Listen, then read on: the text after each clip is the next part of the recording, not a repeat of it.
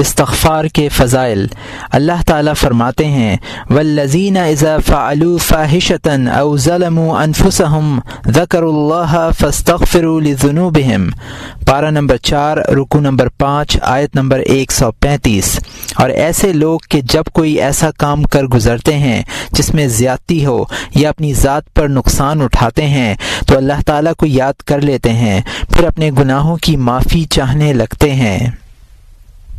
علقمہ رحمۃ اللہ علیہ اور اسود رحمۃ اللہ علیہ ابن مسعود رضی اللہ عنہ کا یہ ارشاد نقل کرتے ہیں کہ قرآن کریم میں 2 آیتیں ایسی ہیں کہ اگر گناہ کرنے کے بعد کوئی بندہ ان کی تلاوت کرے تو اس کے گناہ معاف کر دیے جائیں۔ ایک آیت اوپر مذکور ہوئی اور دوسری آیت حسب ذیل ہے وَمَن يَعْمَلْ سُوءًا أَوْ يَظْلِمْ نَفْسَهُ ثُمَّ يَسْتَغْفِرِ اللَّهَ يَجِدِ اللَّهَ غَفُورًا رَحِيمًا، پارہ نمبر 5 رکوع نمبر 13 آیت نمبر 110۔ اور جو شخص برائی کرے یا اپنی جان کا ضرر کرے پھر اللہ تعالیٰ سے معافی چاہے تو وہ اللہ کو بڑی مغفرت والا، بڑی رحمت والا پائے گا۔ اس سلسلے کی 2 آیتیں یہ ہیں فَسَبِّحْ بِحَمْدِ رَبِّكَ وَأَسْتَغْفِرْ إِنَّهُ كَانَ تَوَّابًا، پارہ نمبر 20 رکوع نمبر 35 آیت نمبر 3۔ تو اپنے رب کی تسبیح و تحمید کیجیے اور اس سے استغفار کی درخواست کیجیے، وہ بڑا توبہ قبول کرنے والا ہے۔ والمستغفرین بالاسحار، پارہ نمبر 3 رکوع نمبر 10 آیت نمبر 17۔ اور اخیر شب میں گناہوں کی معافی چاہنے والے ہیں۔ استغفار کی فضیلت حدیث کی روشنی میں حضرت صلی اللہ علیہ وسلم اکثر یہ الفاظ فرمایا کرتے تھے سبحانک اللہم و بحمدک اللہم اغفر لی انک انت التواب الرحیم، اور یہ حاکم کی حدیث ہے۔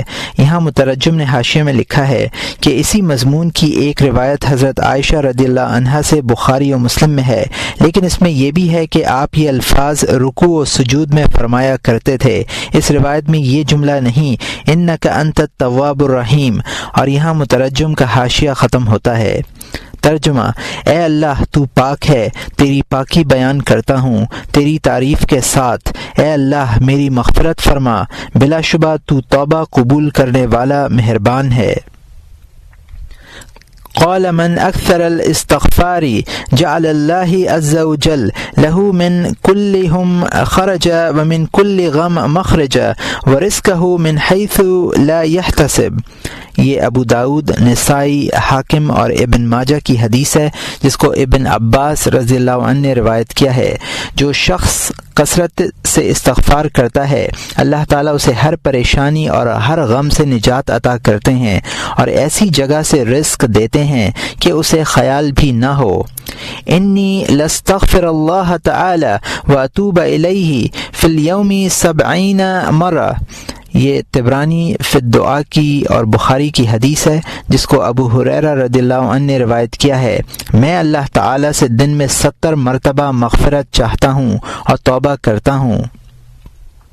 حالانکہ سرکار دو عالم صلی اللہ علیہ وسلم کے تمام اگلے پچھلے گناہ معاف کر دیے گئے تھے اور اس کے باوجود آپ کثرت سے توبہ و استغفار کیا کرتے تھے۔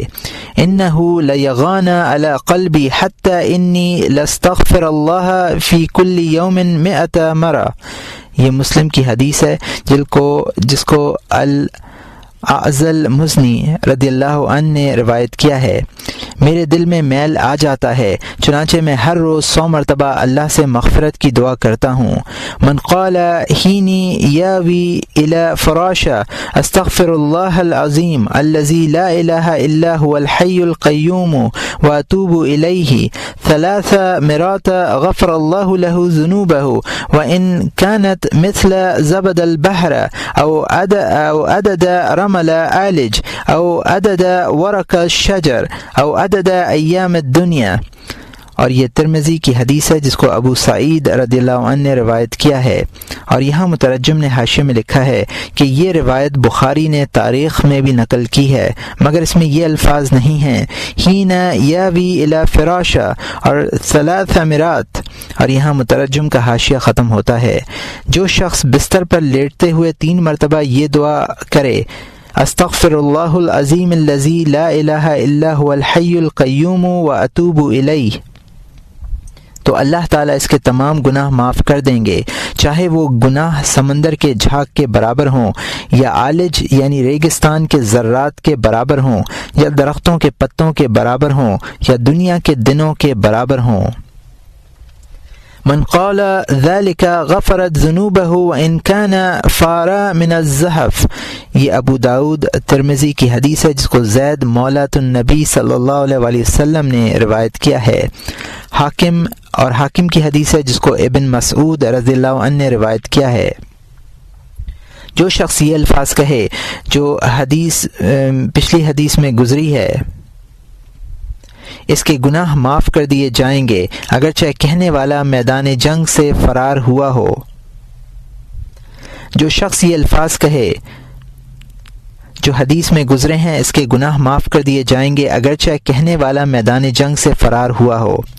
حضرت حذیفہ رضی اللہ عنہ فرماتے ہیں کہ میں اپنے گھر والوں کو بہت سست کہا کرتا تھا۔ ایک دن میں نے سرکار دو عالم صلی اللہ علیہ وسلم کی خدمت میں عرض کیا، یا رسول اللہ، مجھے ڈر ہے کہ کہیں یہ زبان مجھے دوزخ کے عذاب میں مبتلا نہ کر دے۔ فرمایا، فَأَيْنَ أَنْتَ مِنَ الْإِسْتِغْفَارِ فَإِنِّي لَأَسْتَغْفِرُ اللَّهَ فِي الْيَوْمِ 100 مرة۔ یہ نسائی، ابن ماجہ اور حاکم کی حدیث ہے۔ تم استغفار کیوں نہیں پڑھتے؟ میں دن میں 100 مرتبہ اللہ سے مغفرت چاہتا ہوں۔ قالت عائشہ رضی اللہ عنہا قال لی رسول اللہ صلی اللہ علیہ وسلم ان كنت الممت بذنبی فاستغفر اللہ وتوبی الی فإن التوبة من الذنب الندم والاستغفار۔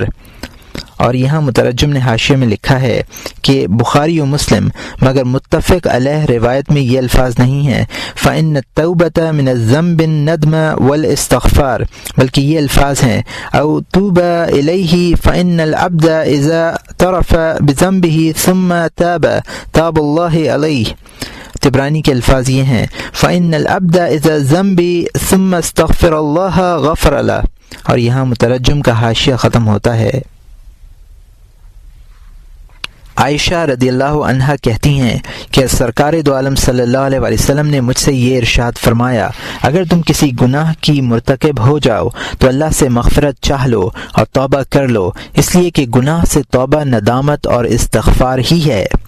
سرکار دو عالم صلی اللہ علیہ وسلم استغفار میں یہ فرمایا کرتے تھے، اللہم اغفر لی خطیئتی و جہلی و اسرافی فی امری وما انت اعلم بہ منی، اللہم اغفر لی حدی و حزلی و خطائی و عمدی و کل ذالک عندی، اللہم اغفر لی ما قدمت وما اخرت وما اسررت وما اعلنت وما انت اعلم بہ منی، انت المقدم وانت المؤخر وانت على كل شيء قدیر۔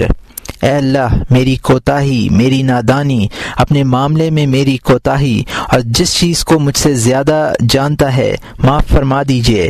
اے اللہ، میرے وہ تمام گناہ معاف کر دیجئے جو میں نے سنجیدگی میں کیے ہیں یا مذاق میں، جان بوجھ کر کیے یا بھول کر، یہ سب تیرے پاس موجود ہیں۔ اے اللہ، میرے وہ تمام گناہ معاف کر دیجئے جو میں نے پہلے کیے ہیں یا بعد میں، چھپا کر کیے ہیں یا ظاہر کر کے، اور جن سے تو مجھ سے زیادہ واقف ہے۔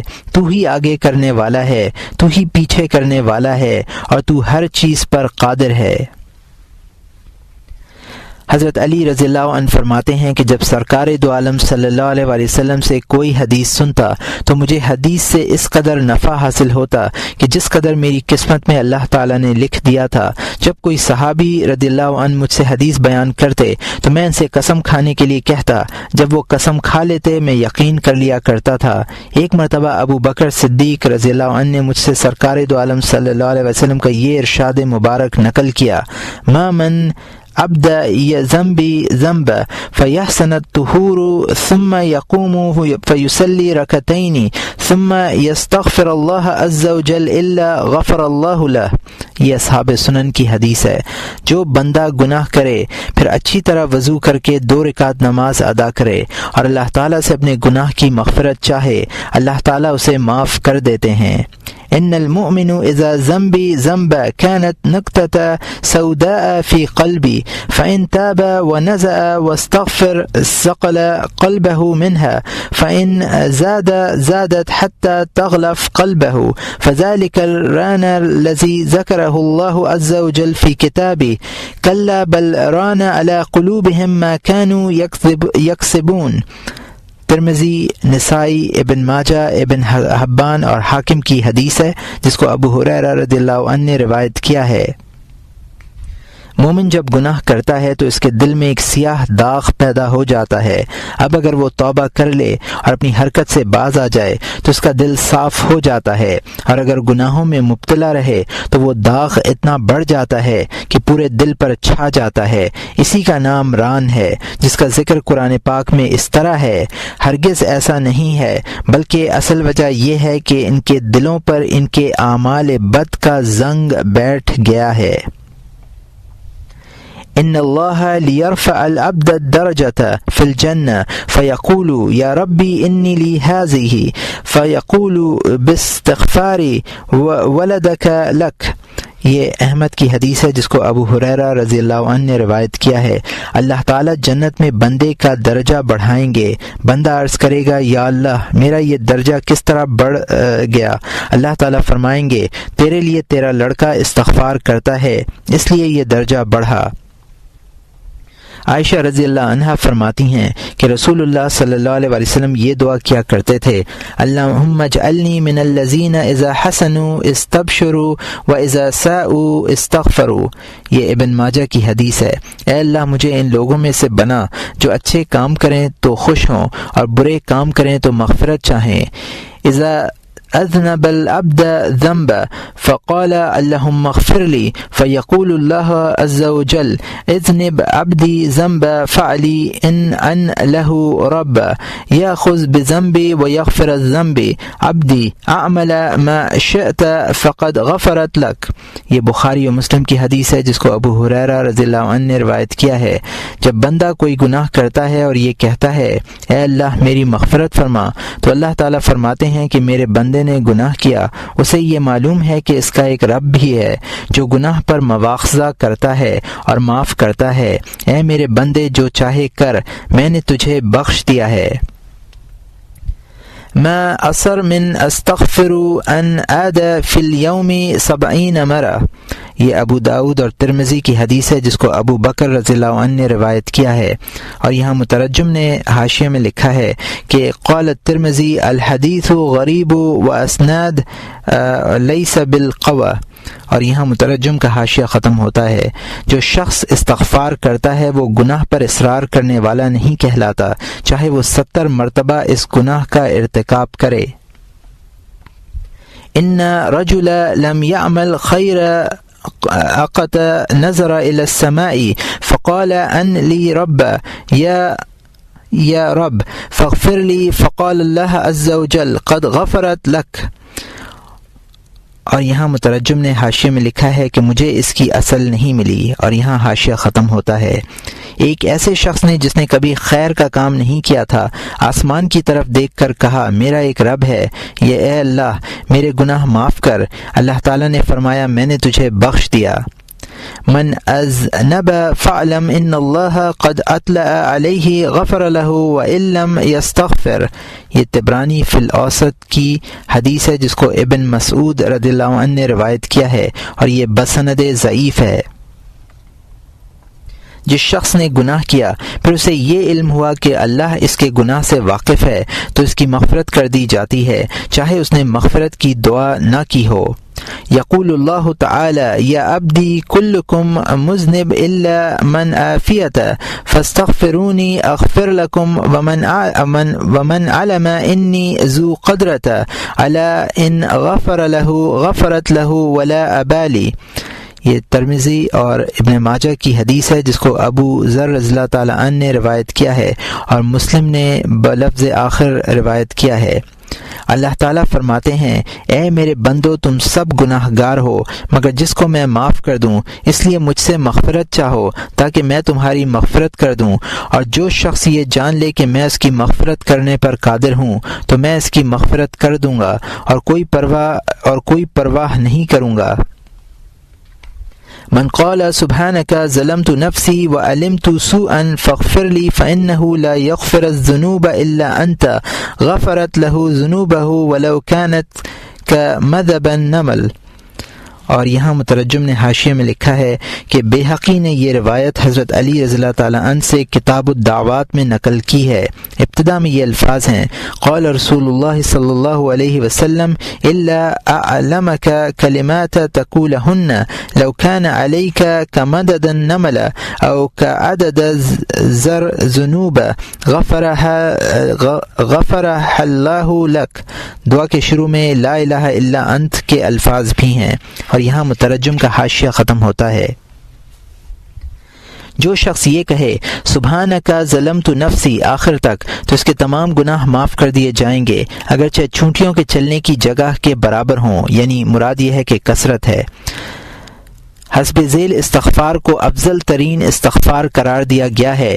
اللہم انت ربی وانا عبدک خلقتنی وانا علی عہدک ووعدک ما استطعت اعوذ بک من شر ما صنعت ابوء لک بنعمتک علی وابوء علی علی نفسی بذنبی فقد ظلمت نفسی واعترفت بذنبی فاغفر لی ذنوبی ما قدمت منها وما اخرت فإنه لا يغفر الذنوب جميعا وإلا انت۔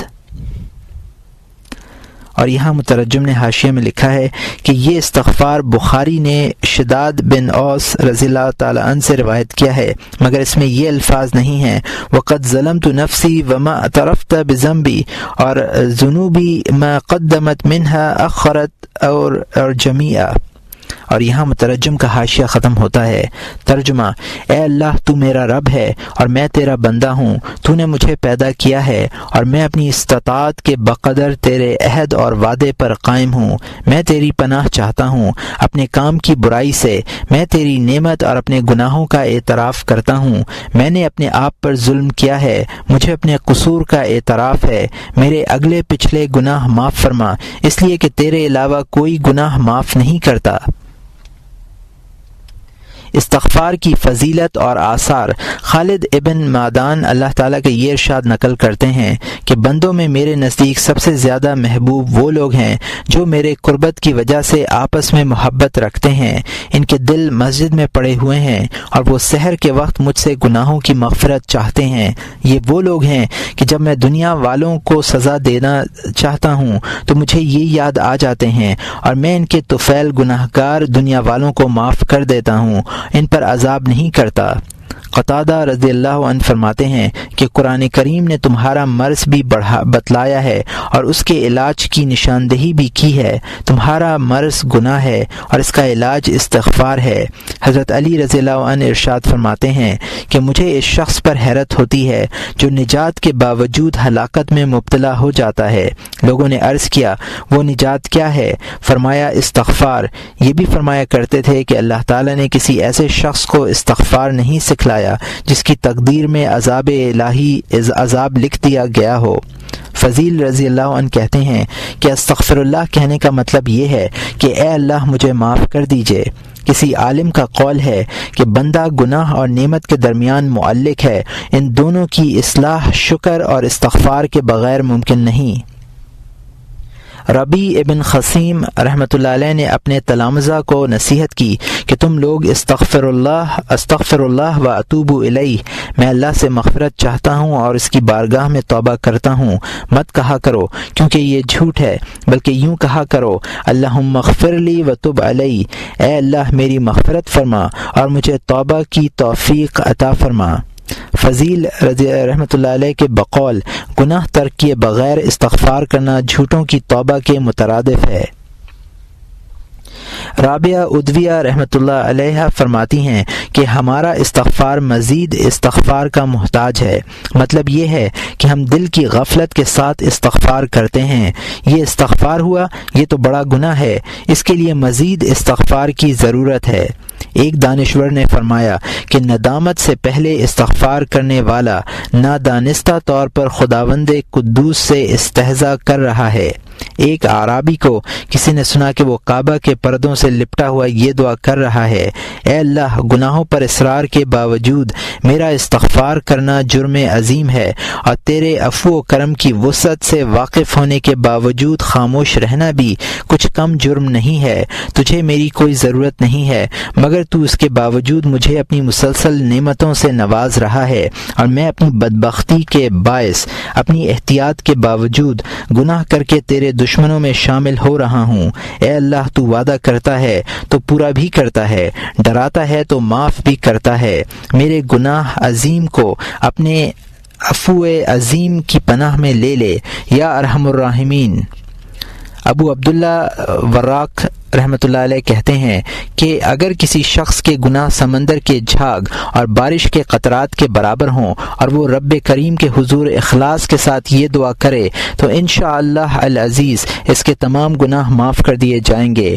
اللہم انی استغفرک من کل ذنب تبت الیک منہ ثم عدت فیہ واستغفرک من کل ما وعدتک بہ من نفسی ولم اوفی لک بہ واستغفرک من کل عمل اردت به وجهك فخالته غيرك واستغفرك من كل نعمة انعمت بها علي فاستعنت بها على معصيتك واستغفرك يا عالم الغيب والشهادة من كل ذنب آتيته في ضياء النهار وسواد الليل في ملأ او خلاء والسر وعلانية یا حلیم۔ اے اللہ، میں تجھ سے مغفرت چاہتا ہوں ہر اس گناہ کی جس کی میں نے تیرے حضور توبہ کی ہو اور پھر اس کا ارتکاب کیا ہو۔ میں تجھ سے مغفرت چاہتا ہوں ہر اس عمل کی جس کا میں نے اپنے دل میں وعدہ کر لیا ہو اور پھر پورا نہ کیا ہو، اور میں تجھ سے مغفرت چاہتا ہوں ہر اس عمل کی جس کے ذریعے میں نے تیری خوشنودی کا ارادہ کیا ہو پھر اس میں سے دوسری چیز کا اختلاط ہو گیا ہو۔ میں تجھ سے مغفرت چاہتا ہوں ہر اس نعمت کی جس سے تو نے مجھے نوازا ہو پھر میں نے اس نعمت سے تیری نافرمانی پر مدد لی ہو۔ تجھ سے مغفرت چاہتا ہوں اے غیب و شہود کے جاننے والے ہر اس گناہ کی جو میں نے دن کے اجالے میں کیا ہو یا رات کے اندھیرے میں مجمع عام میں کیا ہو یا خلوت میں چھپ کر کیا ہو یا علل اعلان۔ اے حلیم۔ کہا جاتا ہے کہ استغفار حضرت آدم علیہ السلام سے منقول ہے، بعض لوگ اسے حضرت خضر علیہ السلام کی طرف منسوب کرتے ہیں۔ تیسرا باب صبح و شام سے متعلق معصور دعائیں۔ رسول اللہ صلی اللہ علیہ وسلم کی دعا۔ پہلی دعا سرکار دو عالم صلی اللہ علیہ وسلم سے منقول ہے۔ آپ یہ فجر کی سنتوں کے بعد پڑھا کرتے تھے۔ عبداللہ ابن عباس رضی اللہ عنہ فرماتے ہیں کہ مجھے میرے والد عباس رضی اللہ عنہ نے سرکار دو عالم صلی اللہ علیہ وسلم کی خدمت میں بھیجا۔ میں شام کے وقت خدمت اقدس میں حاضر ہوا۔ آپ اس وقت میری خالہ حضرت میمونہ رضی اللہ عنہ کے گھر تشریف رکھتے تھے۔ رات میں اٹھ کر آپ نے نماز پڑھی۔ فجر کی سنتیں ادا کرنے کے بعد آپ نے یہ دعا کی: اللہم انی اسألک رحمتا من عندک یہدی تہدی بہا قلبی وتجمع بہا شملی وتلم بها شعثي وترد بها الفتي وتصلح بها ديني وتحفظ بها غائبي وترفع بها شاهدي وتزكي بها عملي وتبيد بها وجهي وتلهمني بها رشدي وتعصمني بها من كل سوء. اللهم أعطني إيمانا صادقا ويقينا ليس بعده كفر ورحمة أنال بها شرف كرامتك في الدنيا والآخرة. اللهم إني أسألك الفوز عند القضاء ومنازل الشهداء وعيش السعداء والنصير على الأعداء ومرافقة الأنبياء. اللهم إني أنزل بك حاجتي وإن ضعف رأيي وقلة حيلتي وقصر عملي وافتفرت إلى رحمتك، فأسألك يا قاضي الأمور وشافي الصدور كما تجير بين البحور أن تجيرني من عذاب السعير ومن دعوة الثبور ومن فتنة القبور. اللهم ما قصر عنه رائي وضعف عنه عملي ولم تبلغه نيتي وأمنيتي من خير وعدته أحدا من عبادك أو خيرا أنت معطيه أحدا من خلقك فإني أرغب إليك فيه فأسألكه يا رب العالمين. اللهم اجعلنا هادين معتدين غير ضالين ولا مضلين حربا لا أعدائك وسلما لأوليائك تحب بحبك من أطاعك من خلقك ونعادي بعد أوتك من خالفك. اللهم هذا الدعاء وعليك الإجابة وهذا الجهد وعليك التكلان وإن الله وإنا إليه راجعون وإن لله وإنا إليه راجعون ولا حول ولا قوة إلا بالله العلي العظيم ذي الحبل الشديد والأمر الرشيد. أسألك الأمن يوم الوعيد والجنة يوم الخلود مع المقربين الشهود والركع السجود والمؤفين بعهود. إنك رحيم ودود وأنت تفعل ما تريد. سبحان الذي لبس العزة وقال به سبحان الذي تعطف بالمجد تكرم به. سبحان الذي لا ينبغي التسبيح إلا له سبحان ذي الفضل والنعم سبحان ذي القدرة والكرم سبحان الذي أحصى كل شيء بعلمه. اللهم اجعل لي نورا في قلبي ونورا في قبري ونورا في عظامي ونورا من بين يدي ونورا من خلفي ونورا عن يميني ونورا عن شمالي ونورا من فوقي ونورا من تحتي. اللهم زدني نورا وأعطني نورا واجعل لي نورا. اور یہاں مترجم نے حاشیے میں لکھا ہے کہ ترمذی نے یہ روایت نقل کی ہے، اسے غریب کہا ہے۔ دعا سے پہلے حضرت میمونہ کے گھر ابن عباس کی حاضری کے واقعے کا ذکر ترمذی میں نہیں ہے، بلکہ یہ تفصیل صرف طبرانی نے روایت کی ہے۔ اور یہاں مترجم کا حاشیہ ختم ہوتا ہے۔ ترجمہ: اے اللہ، میں تجھ سے تیری اس رحمت کی درخواست کرتا ہوں جس کے ذریعے تو میرے دل کو ہدایت کرے، میرا شیرازہ اکٹھا کرے، میری پراگندہ حالی دور کرے، میری محبت واپس لے آئے، میرے دین کی اصلاح کرے، میری غائب چیزوں کی حفاظت کرے، میرے حاضر کو بلندی عطا کر، میرے عمل کا تزکیہ کرے، مجھے سرخ رو کرے، مجھے رشد و ہدایت عطا کرے اور مجھے ہر برائی سے محفوظ رکھے۔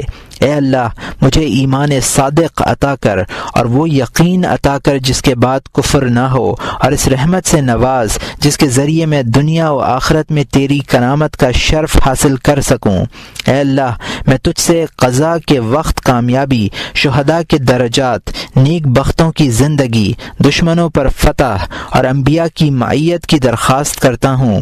اے اللہ، میں تیرے حضور اپنی حاجت پیش کرتا ہوں، اگرچہ میری رائے کمزور ہے، میری تدبیر معمولی ہے، میں کوتاہ عمل ہوں، مگر میں تیری رحمت کا محتاج ہوں۔ اس لیے اے امور کے فیصلہ کرنے والے اور دلوں کو شفا دینے والے، میں تجھ سے درخواست کرتا ہوں کہ جس طرح سمندروں میں فاصلہ رکھتا ہے، اسی طرح مجھے دوزخ کے عذاب سے ہلاک ہونے والے کی آہوزاری سے اور قبر کے عذاب سے دور رکھ۔ اے اللہ، جس امر سے میری رائے قاصر رہی، میرا عمل کمزور رہا، یا جس تک میری نیت یا آرزو نہ پہنچ سکی، یعنی وہ خیر جس کا تو نے اپنے کسی بندے سے وعدہ کیا ہو یا اسے اپنی مخلوق میں کسی کو عطا کرنے والا ہو، میں اس خیر کے سلسلے میں تیرے حضور اپنی خواہش کا اظہار کرتا ہوں اور تجھ سے اس کی درخواست کرتا ہوں۔ یا رب العالمین، مجھے عطا کر۔ اے اللہ، ہمیں ان لوگوں میں سے جو ہدایت کا راستہ دکھانے والے ہوں، ہدایت یاب ہوں، نہ خود گمراہ ہوں اور نہ دوسروں کو گمراہ کریں، تیرے دشمنوں سے جنگ کرنے والے ہوں اور تیرے دوستوں سے صلح کرنے والے ہوں، اور ہمیں ایسا بنا کہ ہم تیری محبت میں ان لوگوں سے محبت کریں جو تیری اطاعت کریں، اور ان لوگوں سے عداوت کریں جو تیری مخالفت کریں۔ اے اللہ، یہ میری دعا ہے اور قبول کرنا تیرا کام ہے، اور یہ میری کوشش اور بھروسہ تجھ پر ہے۔ ہم اللہ کے ہیں اور اللہ ہی کی طرف لوٹنے والے ہیں۔ گناہ سے باز رہنے کی طاقت اور عبادت کرنے کی قوت صرف اللہ تعالیٰ سے ہے جو برتر و اعلیٰ ہے۔ مضبوط رسی قرآن اور امر رشید دین کا مالک ہے۔ میں تجھ سے وعید کے دن دوزخ سے حفاظت کی درخواست کرتا ہوں اور ہمیشگی کے دن قیامت کے روز جنت کا سوال کرتا ہوں۔ مقرب شاہدوں، رکوع و سجود کرنے والوں اور وعدے پورے کرنے والوں کے ساتھ، بے شک تو رحم کرنے والا ہے اور محبت کرنے والا ہے، تو جو چاہتا ہے وہ کرتا ہے۔ پاک ہے وہ ذات جس نے عزت کو اپنا لباس بنایا اور اس کا حکم کیا، پاک ہے وہ ذات جس نے بزرگی کو لباس بنایا اور اس سے بزرگ ہوا، پاک ہے وہ ذات کہ اس کے علاوہ کسی کے لیے تسبیح جائز نہیں ہے، پاک ہے وہ ذات جو صاحب فضل اور صاحب نعمت ہے، پاک ہے وہ ذات جس کا علم ہر چیز کا احاطہ کیے ہوئے ہے۔ اے اللہ، میرے لیے میرے دل میں، میری قبر میں، میرے خون میں، میری ہڈیوں میں، میرے سامنے، میرے پیچھے، میری دائیں جانب، میری بائیں جانب، میرے اوپر اور میرے نیچے نور پیدا کر۔ اے اللہ، مجھے نور میں زیادہ کر، مجھے نور عطا کر اور میرے لیے نور پیدا کر۔ حضرت عائشہ رضی اللہ عنہا کی دعا۔ حضرت عائشہ رضی اللہ عنہا کہتی ہیں کہ